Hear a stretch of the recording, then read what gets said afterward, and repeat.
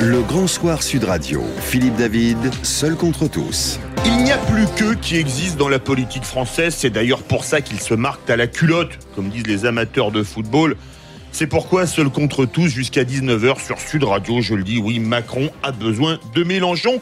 Et il se marque même à 20 000 km de distance quand Macron dit « c'est la faute de ceux qui tiennent un discours d'agitation, les pyromanes indignés », que Mélenchon lui répond immédiatement. Et peu importe le décalage horaire, ce sont des attaques indignes et mensongères. Ce que Macron ne supporte pas, c'est l'opposition, mais c'est un jeu de dupes. Macron a besoin de Mélenchon. Oui, il en a besoin car la nature a horreur du vide et c'est comme ça depuis que le monde existe. Et si Mélenchon n'était pas là, qui s'opposerait ? Personne. La preuve, les Insoumis seront seuls avec le PC, ou ce qu'il en reste, et Génération, le mouvement un peu groupusculaire de Benoît Hamon, pour défiler demain contre Emmanuel Macron. LR, FN, eux ne manifestent pas, par contre, contre Macron parce qu'ils n'ont pas d'autres alternatives à proposer. Ils n'ont rien à proposer d'alternatif. C'est pourquoi Macron a besoin de Mélenchon. Et la réciproque est vraie. Mélenchon a besoin de Macron. Il a retenu la leçon de son maître en politique, un certain François Mitterrand, qui disait « l'opposition, ça s'oppose ». Puisqu'il s'oppose systématiquement à toute proposition gouvernementale, et même si demain on était au plein emploi avec 5% de croissance, il s'opposerait quand même. C'est pourquoi, je le répète, Macron a besoin de Mélenchon. Et pour vous répondre, ce soir, nous sommes avec Vincent Jeanbrun, conseiller régional Île-de-France, Les Républicains, maire de l'Aille-les-Roses. Bonsoir. Bonsoir. Merci d'être avec nous sur Sud Radio pour répondre à Philippe David ce soir. Également avec nous, Edwige Diaz, conseillère régionale Nouvelle-Aquitaine, Front National. Bonsoir. Bonsoir. Merci d'être avec nous. Edwige Diaz, vous étiez au second tour de la présidentielle en 2017 et on ne vous voit quasiment plus. Non mais ça c'est vous qui le dites, hein. Nous occupons le terrain de manière... On ne vous entend pas, on ne vous voit pas, vous n'êtes absolument pas en mesure de présenter une opposition crédible à Emmanuel Macron à l'heure actuelle. Qu'on ne nous entende pas, je peux vous l'accorder, puisqu'en effet nous recueillons seulement 2,8% du temps de parole des médias. Un petit peu plus sur Sud Radio, oui, 6,45 sur Sud Radio, je confirme. Mais c'est tout à fait... deux fois le FN cette semaine dans Seul contre tous. J'ai failli dire Sud contre tous. Non mais c'est évidemment très peu par rapport à d'autres partis, comme par exemple au parti de Benoît Hamon, qui a fait 6% à l'élection présidentielle et qui occupe à peu près 11% du temps de parole. Donc ça, c'est faux. En revanche, nous, ce qui nous intéresse, c'est le terrain. Nous occupons le terrain sur tous les sujets qui préoccupent les Français. Nous sommes là pour les défendre, pour les protéger. Je pense à l'immigration, je pense à l'abaissement de la limitation de vitesse des 80 km/h, je pense à la défense de la ruralité, aux travailleurs détachés, au soutien aux forces de l'ordre, à la défense du drapeau national. Donc là, oui, nous sommes présents sur les sujets qui intéressent les Français. Et vous êtes présent, Vincent Jeanbrun. Et pour vous, Vincent Jeanbrun, vous non plus, on vous voit plus. Les Républicains, on les voit plus non plus. Il faut bien regarder parce qu'ils sont là justement. Mais je vois clair, il n'y a pas de problème. Mais ils sont là pas pour faire, à l'instar de ce que vient de dire ma collègue, aller agiter le terrain en expliquant que les réformes de Macron sont pas bonnes. Point. Nous, on essaie d'être une opposition, certes, mais une opposition constructive, c'est-à-dire une opposition qui est capable de dire quand ça va pas. Et il y a matière. Il y a beaucoup de matière pour dire que ce gouvernement ne prend pas les bonnes décisions. Oui, c'est plus compliqué pour vous parce que Emmanuel Macron a une ligne qui correspond à peu près à ce que vous auriez pu avancer si François Fillon avait gagné la présidentielle. Il a pu afficher une ligne, mais l'exercice du pouvoir est en train de montrer la réalité des choses, c'est que derrière, ça ne suit pas. Moi, j'ai la chance en Île-de-France de m'occuper d'un sujet majeur qui est l'apprentissage, une valeur qui est au cœur des valeurs de la droite, la valeur travail, la valeur métier, la valeur entreprise. La réforme qui nous est proposée est une catastrophe. On nous a affiché la magie, vous allez voir ce que vous allez voir, on va remettre l'entreprise au cœur de la machine de l'apprentissage. Ça, très bien, on était d'accord. Dans les faits, ça ne suit pas. Ça ne suit pas parce qu'il n'y a pas d'idée, parce qu'il n'y a pas de préparation et qu'on ne construit pas réellement l'avenir. Et nous, pour répondre à la provocation de Philippe David, merci. Évidemment, je suis d'accord avec vous. Mélenchon est le meilleur ennemi d'Emmanuel Macron et ils s'alimentent l'un l'autre. Et ils se renvoient la perche. C'est ce qui fait que peut-être on a un chouïa moins visible. Mais dans la pratique, en aucun cas, le reste des partis et des formations politiques a disparu. Qu'il y ait un débat interne aux Républicains, c'est une évidence. Moi, je suis porte-parole du mouvement libre de Valérie Pécresse et on débat. On débat avec Laurent Wauquiez, on débat avec c'est un débat qui vous étouffe un petit peu dans le fait d'exister sur la scène politique française aujourd'hui. Ça nous prend peut-être un peu plus de temps. Vous êtes la deuxième force politique à l'Assemblée nationale. Et on a l'impression qu'on ne vous voit pas quand même répondre à Emmanuel Macron sur les sujets qui concernent les Français, pas forcément la liste que vient d'émettre Edwige Diaz.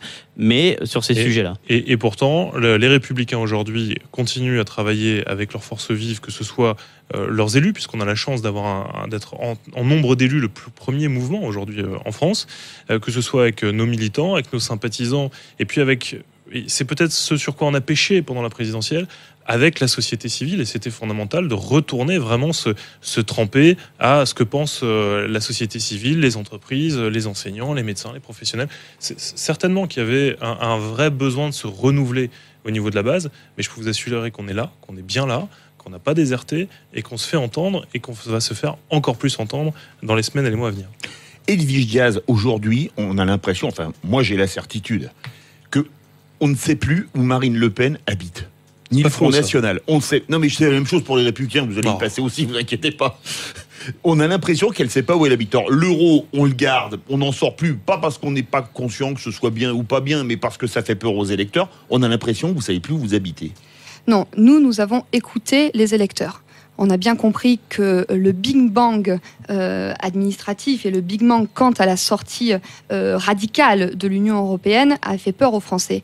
Le but de la politique, c'est de rendre réalisable ce qui est souhaitable. Le but, c'est d'offrir une alternative crédible politique à ce qui est en train de se faire aujourd'hui. C'est donc une idée que vous abandonnez ? Non, la sortie de l'Europe. Nous verrons cela après les élections européennes. Nous avons hiérarchisé nos priorités. Pas du tout.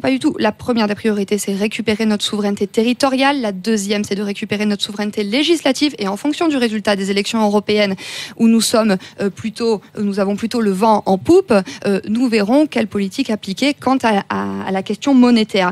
Mais Marine Le Pen est tout à fait présente. Je vous rappelle un sondage qui est sorti il y a très peu de temps. Si l'élection présidentielle avait lieu demain, Marine Le Pen serait à nouveau en finale face à Emmanuel Macron, avec 23%, reléguant le candidat Wauquiez à seulement 8% des intentions de vote. C'était un sondage Sud Radio.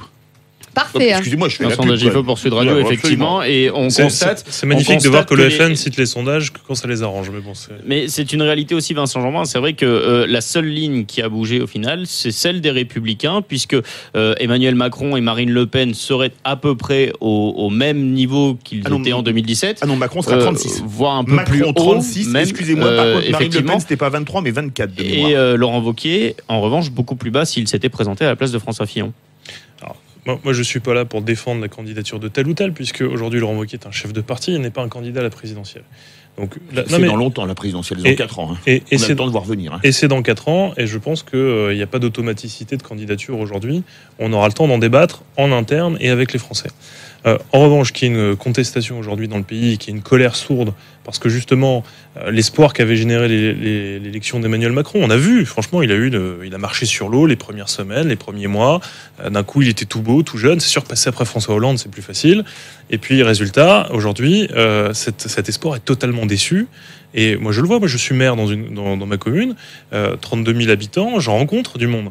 Et de toutes les catégories sociales et professionnelles, il y a un paquet de personnes qui ont voté Emmanuel Macron dès le premier tour, qui sont en train d'en revenir aujourd'hui. Alors, ils n'ont peut-être pas encore franchi le pas de revenir complètement au LR ou de nous rejoindre directement, mais ils s'interrogent fortement parce qu'ils voient bien que la solution Macron, elle mène dans une impasse, et ça fait longtemps qu'ils avaient compris que Mélenchon, comme le Front National, c'est une impasse par nature. Edwige Diaz. Oui.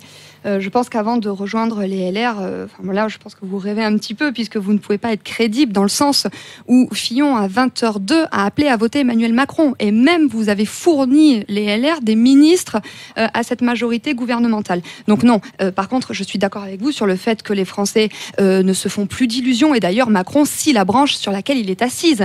Il a voulu caresser dans le sens du poil les maires. Aujourd'hui, il leur baisse la DGF. Il a voulu caresser dans le sens globale de fonctionnement. Globale de fonctionnement. Oui.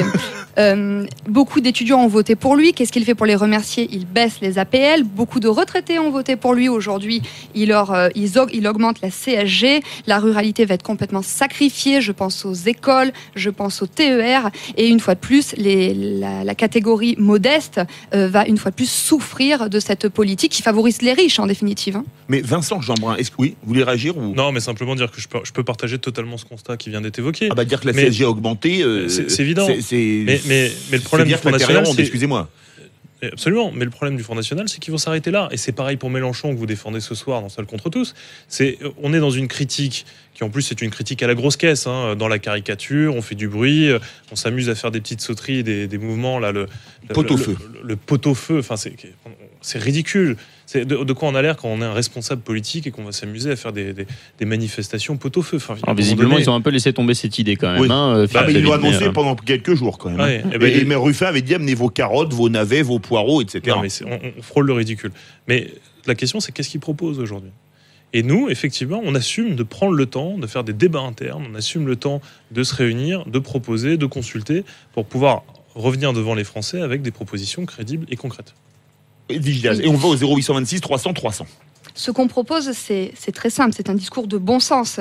Et d'ailleurs, dans le discours, les LR nous rejoignent. Je pense par exemple au Parlement européen. Nos députés ont proposé un amendement le 5 octobre proposant que les délinquants étrangers purgent leur peine dans leur pays d'origine. Amendement que les Républicains ont refusé. Je pense aussi à l'expulsion des fichiers S, où à l'Assemblée nationale, nos députés avaient proposé cet amendement le 20 septembre.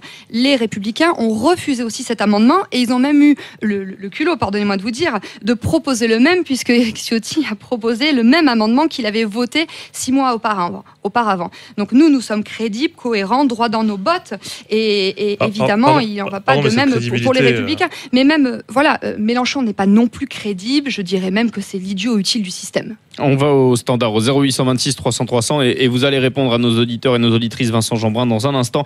On est en ligne avec Frédéric qui nous appelle d'Antibes. Bonsoir Frédéric. Bonsoir Frédéric. Oui, bonsoir. On vous écoute. Bonsoir, merci de prendre mon appel. Mais avec plaisir. Écoutez, je voudrais répondre à la question du soir et dire que je suis d'accord avec Philippe David, qu'on a eu le plaisir de voir à l'université de l'UPR l'année dernière. Oui, donc, merci beaucoup. Ça fait partie, j'appelle pas ça des ménages, des trucs où je vais absolument, mais ça n'engage pas politiquement. C'est très agréable de vous rencontrer là-bas en tout cas. Et je voulais simplement dire que je suis d'accord avec vous dans le sens où Macron effectivement a besoin d'une opposition pour justifier que la France est encore en démocratie. Malheureusement, les Français ne sont pas informés, ne sont pas éduqués, surtout sur la question européenne. Très peu connaissent le TFUE, très peu comprennent comment l'Union européenne fonctionne.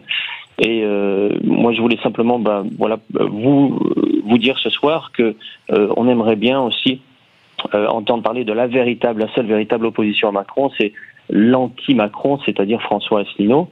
On rappelle qu'il a fait quand même une manifestation avec 3500 personnes le 1er mai, sans heure, dans la bonne humeur, et qui, c'est le seul à parler des grandes orientations politiques économiques, à parler des Target 2, par exemple, etc., pour montrer que l'euro est... Frédéric, est-ce que vous pensez comme moi que Macron a besoin de Mélenchon parce que c'est la seule opposition qui existe aujourd'hui ? Comment ça, la seule opposition ? Qu'est-ce que vous faites de Non, mais attendez, mais ça, on voit, ça pèse pas grand-chose. Il y a 17 députés quand même. Excusez-moi Frédéric, mais François Asselineau, on l'entend pas, il n'existe pas non plus sur la scène politique actuelle. On lui donne très peu la parole. Heureusement, Philippe David est là pour le faire et je vous remercie. C'est Sud Radio, il n'y a pas que chez moi qui soit venu. Il est venu en plusieurs émissions du radio. Il est même venu en matinale. C'est pas ma radio tout à l'heure. Malheureusement. Mais la question quand même qui se pose, alors on va faire réagir nos invités. Edwige Diaz. Est-ce que, quelque part, Macron a besoin de Mélenchon ? Parce qu'aujourd'hui, c'est la seule opposition. Il y a 17 députés, le reste, il n'y a rien. Je suis d'accord avec vous sur le fait que Macron ait besoin de Mélenchon. En revanche, je ne peux pas être d'accord avec vous sur le fait que ça soit la seule opposition. Macron se sert de Mélenchon comme une stratégie, c'est sa marionnette pour attiser la haine. D'ailleurs, c'est dangereux. Quand on voit les casseurs, quand on voit les ZAD, que ce soit dans les universités ou à Notre-Dame-des-Landes, je dirais même que Macron Mélenchon est et toute la France insoumise, Edwige Diaz, ont condamné les actes qui ont été commis lors du 1er mai. C'est de façade. Fermement, d'ailleurs. C'est de façade. Je ne prends pas sa défense, mais c'est ce qu'il a dit. Je ne les ai pas entendus condamner les zadistes, par contre. Les violences des zadistes contre les policiers. D'une part, et dans les Black Blocs qui ont été interpellés récemment, 12 étaient encartés Mélenchon. Alors peut-être que Mélenchon les condamne, en revanche, eux le soutiennent. C'est certain, ça, que 12 étaient encartés ? Source police. Ah oui. Non, alors 12, le chiffre de 12 sont les comparutions immédiates. Je ne crois pas que ce soit forcément le chiffre des encartés à la France insoumise. Indépendamment de ça, là aussi, on est clair. Macron joue avec Mélenchon la partition qu'avait jouée à une époque Mitterrand avec le Front National. C'est-à-dire que c'est l'épouvantail qui permet de dire écoutez, vous n'êtes peut-être pas 100% satisfait de tout ce que je fais, toutes les réformes de mon gouvernement, mais regardez, il y a bien pire ailleurs. Et c'est vrai que c'est cet épouvantail. Il y a le côté, vous préférez quoi ? Vous préférez Mélenchon ou vous préférez moi ? Les Français raisonnables disent Macron. Il est clair. Et de la même manière qu'à une époque, d'autres ont joué avec les extrêmes. Et aujourd'hui, vous avez beau jeu au Front National de critiquer Mélenchon, mais pour plein d'aspects, vous êtes quand même dans la même mouvance. On poursuit le débat jusqu'à 19h sur Sud Radio. Je vous rappelle que seul contre tous, Philippe David, ce soir, estime qu'Emmanuel Macron a besoin de Jean-Luc Mélenchon. Vous êtes pour l'instant 66% auditrices et auditeurs de Sud Radio à être d'accord avec lui. Il y a beaucoup d'appels au 0826 300 300. On va vous donner la parole dans quelques instants et il y a des réactions sur Twitter également. On vous les lira, Edwige Diaz et Vincent Jeanbrun. A tout de suite, 0826 300 300 pour Sud Radio. Le Grand Soir Sud Radio. Philippe David, seul contre tous. Et jusqu'à 19h dans Seul contre tous sur Sud Radio, je l'affirme, Macron a besoin de Mélenchon. Et a priori, ça n'a pas bougé. Au niveau des votes, on est toujours à 66% d'auditrices et d'auditeurs d'accord avec vous sur cette position. Au 0826 300 300, on est en ligne avec Philippe qui nous appelle de Libourne. Bonsoir Philippe. Ça, c'est dans la Gironde. Oui, Vous bonsoir. êtes très fort en géographie, Philippe David. Bravo, 10 sur 10. On vous écoute, Philippe. Bonsoir, je vais vous demander une devinette. Je vais vous poser une devinette. Qui sont les partis qui ont gagné les 3 dernières élections dans les grands pays européens ces dernières années, cette année? Enfin, cette année, il y a eu l'Italie, je vais vous donner la réponse. Je vais vous donner la réponse. L'Italie, un mouvement souverainiste qui a partagé la victoire avec un autre mouvement non identifié. Oui, style 5 étoiles, oui. Oui, l'Autriche, un mouvement souverainiste allié avec la droite, avec l'équivalent du FN en France. Le FPE. Et la Hongrie, un mouvement souverainiste. Donc des partis plutôt conservateurs et plutôt siglés extrême droite. C'est ce que vous essayez de nous dire, Philippe. Non, pas des mouvements extrême droite, des mouvements souverainistes. Et donc ma conclusion, c'est que je pense clairement que Macron a la pétoche. Et que comme il a la pétoche des mouvements souverainistes, parce qu'il voit bien que c'est l'air du temps, et que le balancier va lui revenir à un moment donné dans la figure, oui. Eh bien je pense qu'il se sert de Mélenchon, bien sûr, comme une marionnette. J'ai entendu ça tout à l'heure, c'est tout à fait ça.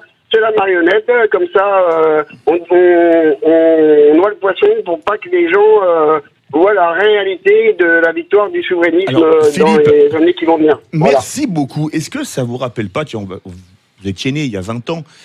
En général, les présidents qui ont été réélus, ils ont toujours eu un meilleur ennemi. Chirac, il a eu Jospin.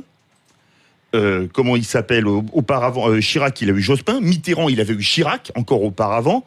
Est-ce que quelque part, il n'est pas en train, Macron, de se construire son meilleur ennemi, qui est Mélenchon? J'allais dire Chirac avait eu Sarkozy aussi, mais en fait, c'est pas si faux que ça non plus. Ouais, mais c'est aussi une réalité. C'est pas faux non plus, mais là c'était au sein du même parti comme Mitterrand et Rocard. Comme quoi. Est-ce que vous ne croyez pas que, comme le dit Philippe de Libourne, il n'est pas en train de construire son meilleur ennemi? C'est certain. Mais Philippe de Libourne, il a réemployé le mot marionnette que vous utilisez tout à l'heure. Qu'est-ce qu'on fait avec une marionnette? On amuse la galerie. Et effectivement, avec Mélenchon, avec ce petit échange comme ça, à l'autre bout du monde, etc., on parle de tout, sauf des vrais problèmes de la France. On ne parle pas des réformes calamiteuses qui sont en train d'être mises en place. On ne parle pas des chiffres absolument hallucinants des prélèvements fiscaux qui viennent d'exploser. Excusez-moi de vous couper, mais où ils n'en parlent pas comme vous aimeriez peut-être qu'ils en parlent. C'est-à-dire qu'eux ont leur version, leur lecture des problèmes de la France, qui n'est pas la vôtre, a priori. Non, c'est pas ça. C'est que pendant qu'on est là... Parce que Jean-Luc Mélenchon tacle il tacle régulièrement et généreusement Emmanuel Macron. J'ai la chance d'être avec 3 personnes brillantes autour de la table et on va consacrer toute l'émission à parler d'un duel Mélenchon-Macron. Parce que pendant ce temps-là, pendant ce temps-là, on va pas parler des 4,5 milliards dans le micro, des 4,5 milliards d'euros d'impôts qui viennent d'exploser. On va pas parler de l'augmentation de la CSG et des impacts très concrets. Moi, je peux vous assurer que quand je suis maire, que je vois des petits papis-mamies qui viennent pleurer dans mon bureau parce qu'effectivement, la perte concrète qu'ils vont avoir avec la CSG, ça les met dans des grandes difficultés. Je peux vous assurer que tout ça, on n'en parle pas. Et on n'en parle pas, pourquoi? Parce qu'effectivement, on est en train de se dire, oh là là, il y a des casseurs à Paris, il y a Mélenchon qui dit des grosses bêtises, Macron lui répond avec d'autres bêtises, et on en finit par ne plus savoir où on en est. Alors, Edwige Diaz, justement, le meilleur ennemi, ça marche bien en politique. La preuve, regardez Mitterrand, il avait son meilleur ennemi, c'était Chirac, il a été réélu. Et après Chirac a eu son meilleur ennemi, c'était Jospin, il a été réélu. Là, s'il construit son meilleur ennemi, il est sûr d'être réélu. Oui, Surtout si c'est Mélenchon en face. Les Français sont lucides. Mélenchon n'est pas crédible. D'ailleurs, c'est pour ça que Macron l'entretient.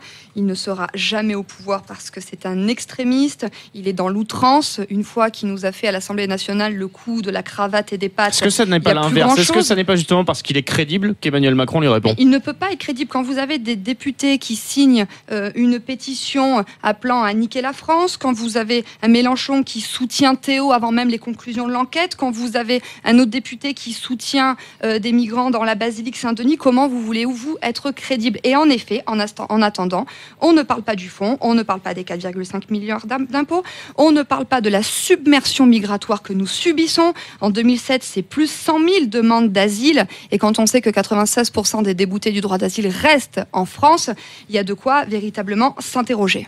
Mais alors, justement, en termes d'avenir, le problème pour vous, c'est d'arriver à reconstruire une opposition. Mais vous avez tous les deux un point commun, désolé, c'est que vos deux partis ont implosé suite Pourquoi à est-ce que vous vous excusez, Philippe David? Ben non, je m'excuse pas, mais C'est louche. Non, C'est mais je louche. pose la question. Non, mais- Pourquoi est-ce que vous vous excusez quand vous dites qu'ils ont des points communs? Ben non, je m'excuse pas parce qu'ils vont comprendre pourquoi. Parce que non, je vais leur rappeler de mauvais souvenirs. C'est pour ça que je voilà. m'excuse. Parce que tous les deux ont implosé après la présidentielle et même après la législative. Les Républicains, ça a implosé avec d'un côté les constructifs, de l'autre côté ceux qui sont pas constructifs, qui sont restés chez LR ou qui vont par exemple chez Valérie Pécresse, comme vous, avec le Toujours mouvement chez libre. les LR. Et pareil, du côté du Front National, ça a implosé avec d'un côté le FN, de l'autre les Patriotes. Comment est-ce qu'on reconstruit les morceaux? Non, permettez-moi de vous corriger. On n'a pas On va me implosé corriger. avec le départ si. de Florian Philippot. Non. Son départ, en tout cas moi en Gironde, je suis déléguée départementale de la Fédération de Gironde. Nous n'avons enregistré quasiment aucun départ, en tout cas aucun départ d'élus, aucun départ de cadres. 89% des sympathisants FN continuent à faire confiance à Marine. Et aujourd'hui, oui, vous pouvez dire que nous sommes en crise, mais en crise de croissance.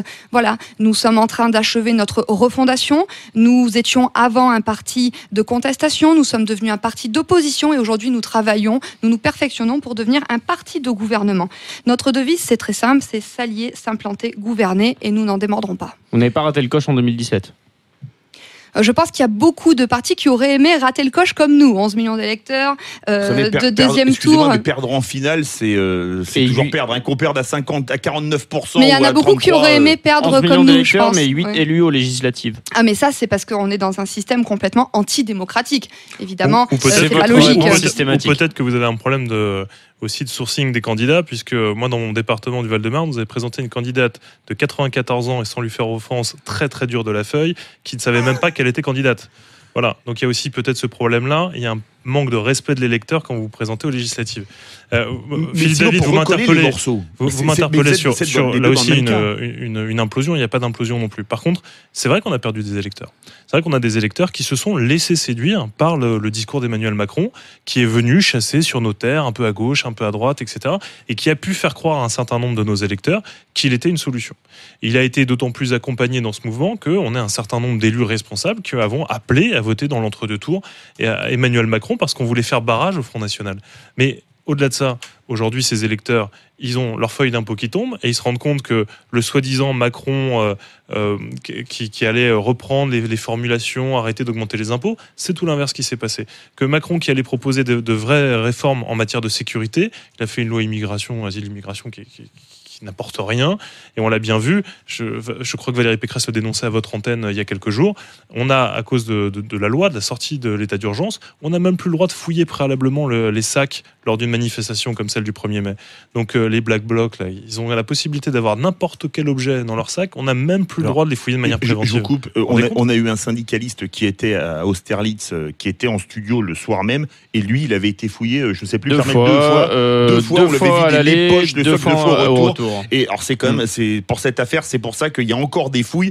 Mais malheureusement, je pense franchement qu'il y a eu des ratés lors des manifs du premier. Il y a beaucoup de commentaires sur Twitter. Les actes l'ont prouvé, qu'il y a eu des ratés. Ça, c'est le moins qu'on puisse Philippe dire. David. Oui, il y a des réactions, effectivement. Il y a beaucoup de réactions sur Twitter. Alors, on va un petit peu. Ah oui, on a Ludorian. Oui, excuse-moi, le temps que j'arrive sur la page, c'est toujours un peu long. On a Ludorian qui nous dit donc Emmanuel Macron a besoin de Mélenchon, l'agitateur professionnel, pour cacher sa politique désastreuse. Mélenchon et son Pantin. On a également Béa Kitten, alors c'est un pseudo aussi sur Twitter, qui dit que c'est la gauche qui fait voter Macron, car il est l'archétype du bobo qui fait gagner justement. Alors c'est Jean-Luc Mélenchon, bien sûr, Jean-Luc Mélenchon, l'archétype du bobo qui fait gagner Macron. On a enfin Eurasienne qui nous dit Macron a besoin de Mélenchon car il s'en sert comme épouvantail à moineaux. En revanche, le seul parti d'opposition, c'est le FN, ce qui explique cet acharnement des partis LREM et associés, les Républicains, envers le FN. L'Union européenne a peur de ces partis nationalistes. Vous aviez dit, Edwige Diaz, le but c'est de s'allier, vous l'avez dit il y a quelques minutes, mais il n'y a personne qui s'allie avec vous aujourd'hui. Si, et nous pensons notamment à des alliances par la base. Donc moi, je suis en Gironde, j'ai co-créé une association qui s'appelle Pour la France, qui réunit des élus locaux, des personnalités politiques locales, qui ne se retrouvent plus vraiment aujourd'hui, voilà, qui sont contre ce qui se passe, qui voudraient que nous parlions, parce que quand vous avez un parti incontournable de la vie politique française qui réalise de tels scores, à un moment donné, tous les Français ne sont pas tombés sur la tête. C'est qu'on ne doit pas dire, contrairement à ce qu'on entend dans certains médias et qui sont corroborés par la persécution dont nous sommes victimes, c'est qu'on ne doit pas dire que des bêtises. Le bon vieux syndrome de la persécution, voilà, oui, c'est j'aimerais le savoir. Alors, c'est terrifiant. très bien que Vincent Jeanbrun pose la question. De quelle persécution vous parlez de Je parle de la persécution bancaire, par exemple. Je parle de la persécution judiciaire. Tous les partis sont surveillés financièrement. Et je pense que les dernières et affaires... et Vincent Jeanbrun pourra en témoigner, je pense. Moi, je vais vous dire un truc. Moi, je me souviens, quand Emmanuel Macron a gagné, qu'il allait nous faire une loi pour la démocratie, etc., une banque qui pourrait financer les partis politiques. Nous, on s'est retrouvés sans banque. Et donc, aujourd'hui, c'est plus facile d'avoir un compte bancaire quand vous êtes migrant que quand vous appelez Marine Le Pen ou le Front National. Mais vous, vos banques migrent aussi, puisque vous avez des banques à l'étranger, il me semble. Quand aucune banque française ne vous prête, vous êtes bien obligé. L'économie et l'argent, c'est quand même ce qui fait tourner un parti politique. Vous êtes obligé pour mener des actions, pour payer des tracts, etc. Donc vous êtes obligé d'avoir une banque. Et quand aucune banque française ne vous prête, contrairement aux déclarations de bonnes intentions, vous êtes bien obligé de faire avec ce que vous avez. Et en plus, les banques qui nous ont prêté nous ont prêté à des taux extraordinairement hauts. Vous êtes dans la caricature. À l'époque où les Républicains avaient énormément de députés et donc beaucoup de recettes de fonds publics, il est clair que les banques nous prêtaient plus facilement. C'est plus difficile pour un parti, même comme les Républicains, d'avoir des prêts bancaires aujourd'hui, puisque on a moins de recettes automatiques, et donc les banques, assez logiquement, comme pour un ménage, disent vous gagnez un peu moins, donc on va vous prêter un peu moins. Donc arrêtez d'être caricatural. Vous n'avez pas de ressources compétentes, donc c'est logique qu'une banque en face de vous dise en fait vous êtes un placement risqué. Alors là, vous parlez de ce que vous ne connaissez pas. Écoutez, je suis élu local. On est visiblement pas près de l'accord entre les droites. Le compte en banque de la Fédération de Gironde, le Front National de la Gironde était dans une banque, un compte que nous gestions en bon père de famille, jamais d'écart de banque, et nous nous sommes retrouvés exclus de notre banque. Il nous reste un tout petit peu plus d'une minute, donc en 30 secondes chacun. Qu'est-ce qui pourrait vous permettre de prendre la place de Mélenchon comme opposant favori de Macron? Enfin, pas vous, Edwige Diaz, pas vous, Vincent Jeanbrun, mais Marine Le Pen ou par exemple Laurent Wauquiez. Pourquoi pas eux, ou Valérie Pécresse. Oui. Edwige Diaz. Ouais, non, mais nous, on n'a absolument pas envie de prendre la place de Mélenchon. On ne va pas soutenir des casseurs. On va pas prendre en otage les usagers. Nous, ce qu'on veut, c'est convaincre par les urnes. C'est le seul débat démocratique. C'est la seule chose qui nous intéresse, c'est gagner les élections. Et pour vous, Vincent Jeanbrun? Il est clair que la place de Mélenchon ne nous intéresse pas. L'agitateur public, c'est pas pour nous. En revanche, être l'alternative crédible à Emmanuel Macron, ça, c'est exactement ce à quoi travaille les LR aujourd'hui, avec justement une vraie possibilité de faire des débats en interne, ce qui n'était pas arrivé depuis longtemps et ce qui sera très salutaire pour la droite française. Merci beaucoup Vincent Jeanbrun, conseiller régional d'Île-de-France, Les Républicains. Merci beaucoup Edwige Diaz, conseillère régionale Nouvelle-Aquitaine, FN. Verdict, Pierre Maël. Eh bien, Edwige Diaz et Vincent Jeanbrun ont convaincu quelques auditrices auditeurs en fin d'émission, puisque ça a légèrement baissé. 63% d'auditrices et d'auditeurs sont d'accord avec vous quand vous dites que Macron a besoin de Mélenchon. Et maintenant, on va parler sport, on va décrypter la victoire de l'OM. Premier club français en finale d'une Coupe d'Europe depuis 14 ans. Et on va parler de la fin du top 14. Restez bien avec nous pour le Grand Soir Sud Radio. Sud Radio. Sud Radio. Parlons vrai. Parlons vrai. Sud Radio. Parlons vrai.